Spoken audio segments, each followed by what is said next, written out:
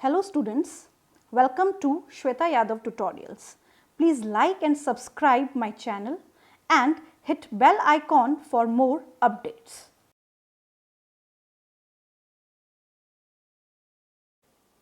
Last video में हमने female reproductive system के इनिशियल पार्ट्स को डिस्कस कर लिया था, यूट्रस, फैलोपियन ट्यूब, ये सारी चीजें हमने डिस्कस कर ली। इस वीडियो में हम डिस्कस करेंगे एक्सटर्नल फीमेल जेनेटेलिया के डिफरेंट पार्ट्स। हम पढ़ रहे हैं human reproduction according to NCERT. हम एनसीईआरटी की एक एक लाइन को डिकोड कर रहे हैं, तो ध्यान से समझना है कि एनसीईआरटी की लाइन क्या कह रही है।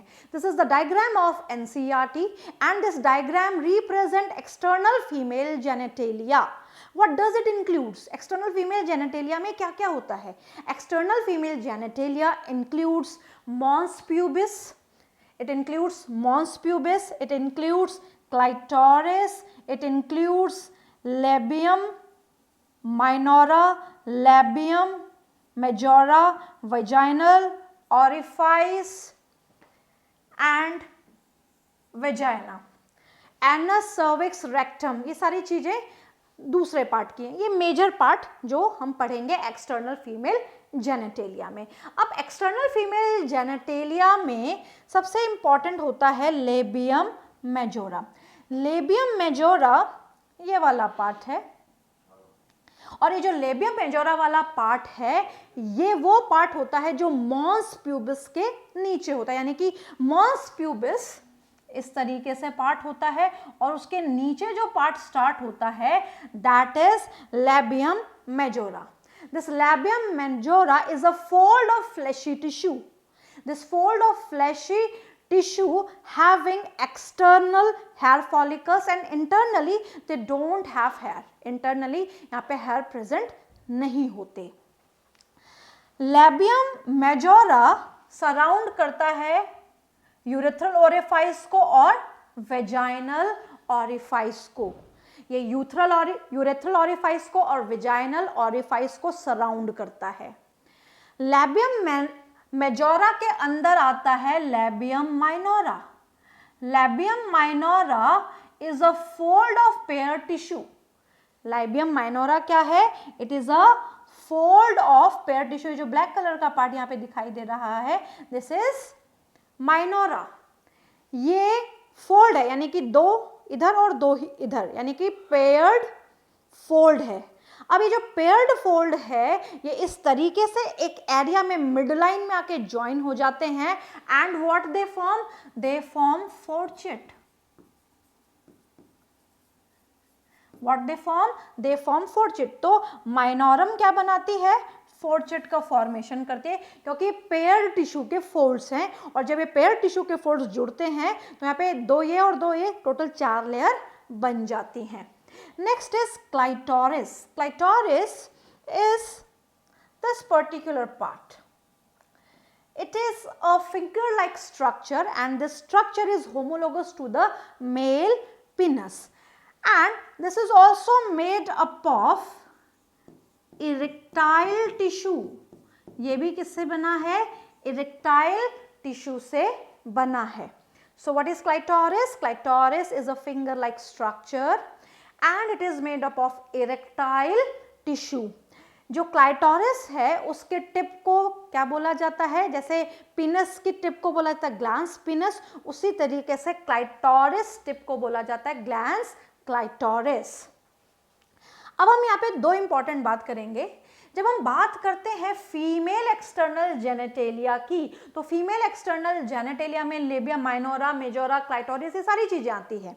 इसी के साथ साथ जब हम बात करते हैं कि ये जो माइनोरम और ये जो मेजोरम है ये सराउंड करती हैं, कवर करती हैं दो ओरिफाइस को। एक है यूरेथ्रल ओरिफाइस, एक है यूरेथ्रल ओरिफाइस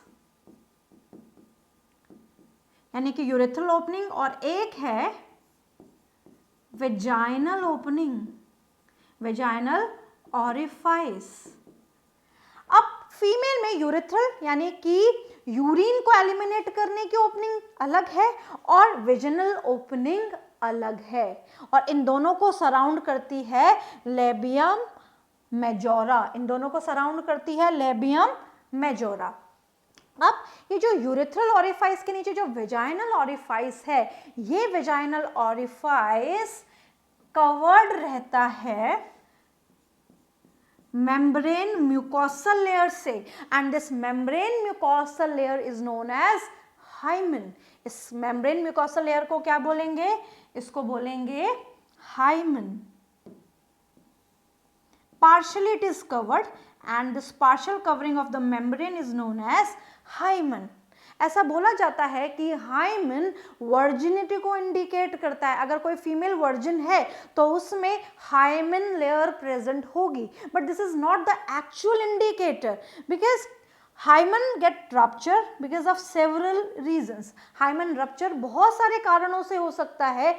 अगर कोई लड़की वेट लिफ्ट करती है तो वेट लिफ्टिंग से हाइमन रप्चर हो सकता है, साइकिलिंग से हो सकता है, किसी भारी वजन को उठाने से भी हाइमन रप्चर हो सकता है। तो hymen is not an indicator. अब वेजाइना के वेजाइनल ऑरिफाइस के पास दोनों तरफ यहाँ पे ग्लैंड्स प्रेजेंट होते हैं जिनको हम बोलते हैं एक्स्ट्रा वेस्टिब्यूलर ग्लैंड्स। थोड़ा मैं बड़ा बना देती हूँ। These are greater vestibular glands or Bartholin gland. इनको हम बोलेंगे Bartholin's gland या great vestibular gland। ये जो great vestibular gland है ये सिक्रीट करते हैं सिक्रीशन जो विजाइना को ल्यूब्रिकेट करती है। तो यहाँ पे हमने बहुत सारी चीज़ें पढ़ी और हमें इस फिगर में लोकेशन को प्रॉपरली ध्यान रखना है क्योंकि एनसीईआरटी में लोकेशन बहुत इंपॉर्टेंट है कि कौन सा पर्टिकुलर पार्ट कहाँ पे लोकेटेड है।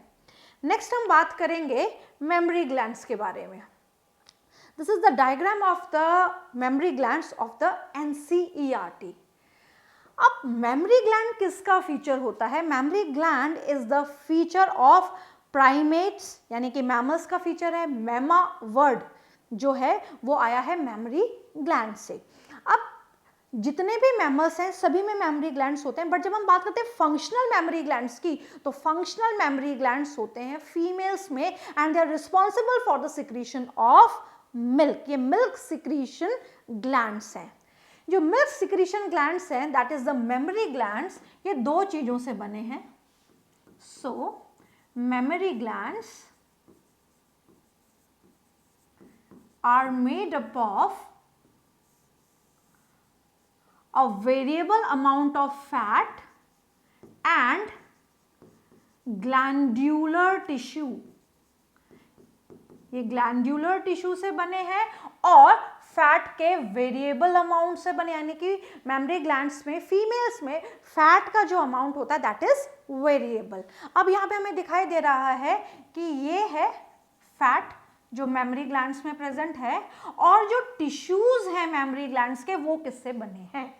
तो जब हम मेमोरी ग्लैंड्स के टिश्यूज की बात करते हैं तो that tissue contain 15 to 20 memory lobes. Tissue में क्या प्रेजेंट है? टिश्यू कंटेन 10 और 15 to 20 मेमोरी लोब्स। तो यहाँ पे मान लीजिए ये मेमोरी लोब है, एक मेमोरी लोब है। इस मेमोरी लोब में क्लस्टर ऑफ सेल प्रेजेंट है। तो इसको हम कैसे बना के देख सकते हैं? इसको हम ऐसे बना सकते हैं कि ये एक मेमोरी लोब है, ये एक सिंगल मेमोरी लोब है और इसमें प्रेजेंट है क्लस्टर ऑफ सेल। ये इसमें क्या प्रेजेंट है? Cluster of cells and this cluster of cell is known as memory alveolus. इनको क्या बोला गया है? मेमोरी एल्वियोलाई या मेमोरी एल्वियोलस। ये जो मेमोरी एल्वियोलस है या जो मेमोरी एल्वियोलाई है, ये एल्वियोलाई सिक्रीट करती हैं मिल्क और ये जो मिल्क सिक्रीट करती हैं ये सिक्रीटेड मिल्क इन्हीं सेल के ल्यूमन में, मान लीजिए सेल का ल्यूमन है, इसी सेल के ल्यूमन में आके कलेक्ट हो जाता है। I repeat, Mammary glands having tissues. These tissues having memory lobes. Memory lobes having cluster or the group of cells. These cells are known as memory alveolus or memory alveoli. These memory alveoli having lumen where they collect the secreted milk. वहाँ पे क्या collect करती हैं? अपने द्वारा produce किया हुआ milk. अब इन्होंने जो मिल्क बनाया है वो एल्वियोलाई में आके इकट्ठा हो गया, यानी कि सेल में आके इकट्ठा हो गया उसके ल्यूमन में, उसकी कैविटी में. अब वो कैविटी में तो रहेगा नहीं, अब वो कैविटी से कहाँ जाएगा? वो जाएगा मेमोरी डक्ट में. वो कैविटी से कहाँ जाएगा? वो जाएगा मेमोरी डक्ट में. तो ये है मेमोरी डक्ट्स. छोटी छोटी डक्ट्स हैं. तो देखिए मैंने यहाँ बना दी है. ये सेल से कहाँ जाएगा? मान लीजिए इसको हमने बोला है मेमोरी डक्ट में जाएगा. ये जो मेमोरी डक्ट है ये आगे जाती हैं towards the nipple. This portion is nipple. तो ये टूवर्ड्स द निप्पल जाती हैं. तो ये मेमोरी डक्ट्स आगे जाके डायलेट हो जाती हैं, फैल जाती हैं. These memory ducts get dilated. So here ये memory ducts क्या हो गई? यहाँ पे फैल गई, ये डायलेट हो गई. ये मेमोरी डक्ट्स आई, यहाँ से एक दूसरी डक्ट आई और यहाँ पे आके डायलेट हो गई. ये डक्ट्स इस तरीके से ये डायलेट हो गई, ये यहाँ पे डायलेट हो गई. ये जो डायलेटेड पोर्शन है डक्ट का, this is known as ampulla. Why they get dilated? ये डायलेट क्यों हुई? क्योंकि जो एल्वियोलाइज हैं वो लगातार मिल्क प्रोड्यूस कर रही हैं. अब जो मिल्क प्रोड्यूस कर रही हैं वो मेमोरी डक्ट में आएगा. अब जब वो इकट्ठा हो जाएगा तो ये डक्ट्स फैल जाएंगी, क्योंकि वहाँ पे मिल्क जो है वो एट अ टाइम कलेक्ट हो गया. तो कलेक्शन की वजह से दे गेट डायलेटेड, ये फैल जाती हैं. एंड फाइनली ये एंटर करती हैं लैक्टिफेरस डक्ट में. This is lactiferous duct. इनको लैक्टिफेरस क्यों बोला है? क्योंकि जो मेमोरी ग्लैंड्स प्रोड्यूस कर रही हैं वो मिल्क प्रोड्यूस करें, यानी कि लैक्टेशन करेंगी. तो जब बच्चा मिल्क सक करेगा तो लैक्टेशन की वजह से करेगा, इसलिए इनको बोला जाता है लैक्टिफेरस डक्ट. तो ये जो लैक्टिफेरस डक्ट हैं, ये लैक्टिफेरस डक्ट कनेक्टेड है निप्पल पोर्शन से. And finally the lactation occurs. Finally क्या हो जाएगा? लैक्टेशन हो जाएगा. इस रीजन को एल्वियोला बोला जाता है. पीछे की तरफ के अगर हम देखें तो रिब्स हैं. रिब्स के बीच बीच में यहाँ पे मसल्स प्रेजेंट हैं और इनके आगे जो मसल्स हैं that is pectoralis major muscles. So this is all about the memory glands. अब एनसीईआरटी की लाइंस क्या कह रही है हम समझ लेते हैं. A functional memory gland, what I told you before, functional memory gland कि भाई फंक्शन करने वाले मेमोरी ग्लैंड किसके पास हैं? फीमेल मैमल्स के पास. मेमोरी ग्लैंड्स तो मेल्स में भी हैं, but it is not functional. They cannot lactate. Males cannot lactate. The mammary glands are paired structure. Mammary glands कैसे हैं? Paired structure हैं और इनको कॉमन भाषा में हम breast भी बोलते हैं. That contain glandular tissue. क्या क्या contain करते हैं? Glandular tissue. I write here in the diagram. They contain glandular tissue. And what does they contain? Fat. NCERT क्या कह रही है? They contain glandular tissue and variable amount of fat. Fat का जो amount है female to female vary करता है. The glandular tissue of each breast is divided into. जो glandular tissue है हर breast का वो किस में divided है? 15 से 20 memory lobes में divided है. और इनमें किस में divided है? यहाँ पे हम बना देते हैं. ये मान लीजिए एक मेमोरी लॉब्यूल है, 15 से 20 है एक ब्रेस्ट में, हमने एक को बना दिया है. And a single contain cluster of cells. एक सिंगल में क्या प्रेजेंट है? सेल का क्लस्टर है, यानी कि गुच्छा है सेल का. ये गुच्छा भी हमने बना दिया. क्लस्टर ऑफ सेल क्या बोलेंगे? Alveoli. The cells of alveoli secrete milk. जो सेल्स हैं एल्वियोलाई की वो क्या सिक्रीट करेंगी? मिल्क सिक्रीट करेंगी. which is stored in the cavities lumens of the alveoli और वो alveoli के lumen में collect हो जाएगा. The alveoli open into memory tubules. ये एल्वियोलाई किस में ओपन होंगी? मेमोरी ट्यूब्यूल्स, ये रहे memory tubules, and the tubules of each lobule join to form memory duct. अब एग्जैक्टली होता क्या है कि यहाँ पे बहुत सारी डक्ट्स आती हैं, बहुत सारे लोब्स हैं, लोब्यूल्स हैं, तो यहाँ पे बहुत सारे लोब्यूल से डक्ट आ रही हैं, ये यहाँ से डक्ट आई, ये यहाँ से डक्ट आ रही है। तो ये जो डक्ट्स हैं या ये हम कह सकते हैं जो ट्यूब्यूल्स है, ये जो ट्यूब्यूल्स हैं, छोटी छोटी जो ट्यूब्स आ रही हैं, ये ट्यूब्यूल्स जुड़ के बना लेती हैं डक्ट। ये ट्यूब्यूल्स जुड़ के क्या बना लेती हैं? डक्ट्स बना लेती हैं। Several memory ducts are joined to form wider memory ampulla, और ये डक्ट्स क्या बना लेती हैं? Memory ampulla. यहाँ पे बहुत सारे डक्ट एक साथ जुड़ के क्या बना लेते हैं? एम्प्यूला। ट्यूब्यूल्स जुड़ते हैं, डक्ट बनती है, डक्ट्स जुड़ती हैं, एम्प्यूला बनता है, और ampulla is connected to the lactiferous duct. Ampulla कहाँ किससे कनेक्टेड है? लैक्टिफेरस डक्ट से कनेक्टेड है, which milk is sucked out, और इसके द्वारा ही बच्चा माँ का दूध पी सकता है, यानी कि लैक्टेशन होता है किसके थ्रू? लैक्टिफेरस डक्ट के थ्रू। अब यहाँ पे थोड़ी थोड़ी कुछ और इम्पॉर्टेंट बातें। जब एक बच्चा माँ का दूध पीता है तो उस बच्चे के द्वारा जब सकिंग की जाती है, जब बच्चा सक करता है मिल्क, तो बेबी के सकिंग से सिग्नल्स जाते हैं माँ के पिट्यूटरी ग्लैंड के पास। मदर का जो पिट्यूटरी ग्लैंड है ये दो हार्मोन प्रोड्यूस करता है, ऑक्सीटोसिन एंड प्रोलैक्टिन।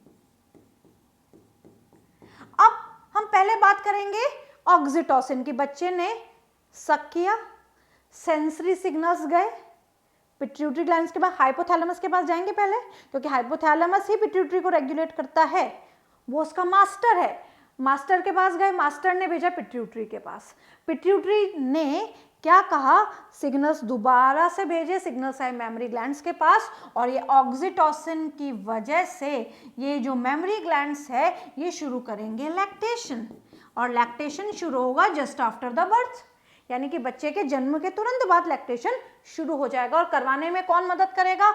ऑक्सीटोसिन मदद करेगा।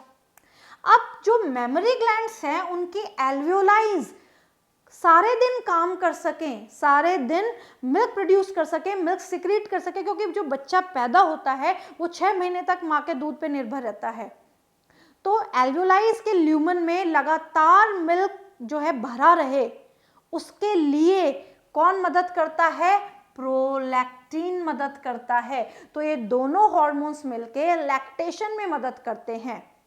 जब एक माँ पहली बार अपने बच्चे को दूध पिलाती है, the first milk that is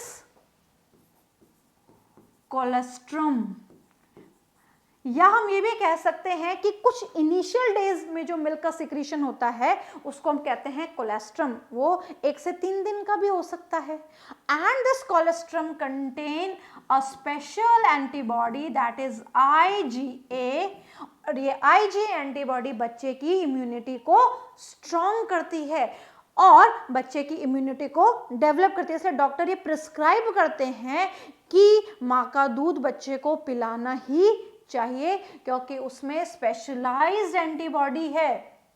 अब हम अगर नॉर्मल देखें कि जो काउ मिल्क है, ये गाय का दूध है, भैंस का दूध है, और just after the birth of the काफ है, यानी कि बछड़े को जन्म देने के बाद, बच्चे को जन्म देने के बाद जो दूध हम लेते हैं और उसको हम गर्म करते हैं तो वो दूध कोगुलेट हो जाता है, फट जाता है, और उसका कारण ये है कि उसमें भी स्पेशलाइज्ड प्रोटीन है जो कि हमारे लिए हेल्थ बेनिफिट का काम करते हैं, बहुत न्यूट्रिटिव होता है वो फूड।